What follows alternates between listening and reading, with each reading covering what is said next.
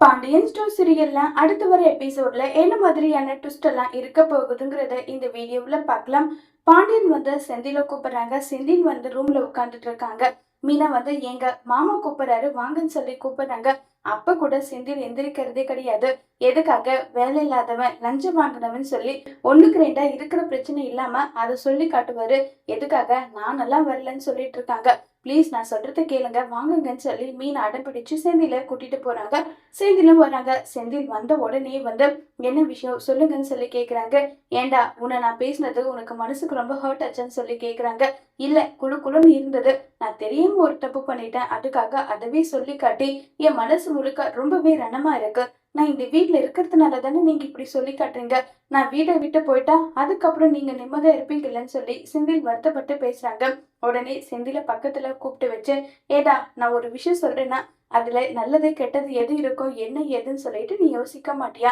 இதுல என்ன நல்லது இருக்கு? நான் ஒத்துக்கிறேன். நான் பண்ணது ரொம்ப ரொம்ப பெரிய தப்பு தான். நான் அந்த மாதிரி லஞ்சம் வாங்கியிருக்க கூடாது. அதை நான் ஒத்துக்கிறேன். இருந்தாலுமே நீங்க அதவே சொல்லி காட்டுறது மனசுக்கு வருத்தமா இருக்குன்னு சொல்லி செந்தில் வந்து மனசுல இருக்க ஆதங்கம் எல்லாத்தையுமே சொல்றாங்க. இத கேட்டதும் உடனே பாண்டியன் வந்து இங்க பாருடா செந்திலே, நான் உனக்கு இப்படி ஒரு விஷயம் சொல்றேன்னா நீ இத எல்லாமே யோசிச்சு பாப்ப. இப்ப யாராவது ஒருத்தர் வந்து பணம் கொடுத்தாங்கன்னா நான் உன்னை கேள்வி கேட்டது இந்த குடும்பம் வந்து எந்த அளவுக்கு உன்னால அசிங்கப்பட்டது அவமானப்பட்டது இது எல்லாமே யோசிச்சு அந்த பணத்தை வாங்கணும்னா கூட ஒரு முறைக்கு 100 முறை யோசிப்ப. அந்த அளவுக்கு நீ யோசிக்க அதனாலதான் நாங்க இப்படி பேசணும். உன்னை பேசும்போது எனக்கு மட்டும் சந்தோஷமா இருந்ததான்னு சொல்லிட்டு பாண்டியன் அவங்களுக்குள்ள இருக்க எல்லா எமோஷனலும் சொல்றாங்க. இதை கேட்டதும் உடனே செந்தில் காலில் விழுந்து கதறி எழுறாங்க. அப்பா எப்ப பாரு உங்களை நான் தப்பாவே புரிஞ்சுக்கிறேன். இது எல்லாமே என்னுடைய தப்பு தான்ப்பா. தயவு செஞ்சு என்னை மன்னிச்சிடுங்கப்பா.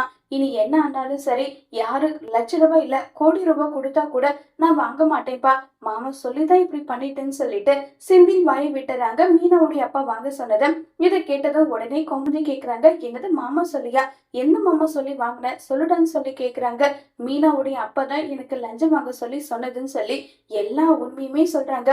இதை கேட்டு மீனாவும் ஷாக் ஆகுறாங்க. பாண்டியனும் ஷாக் ஆகுறாங்க.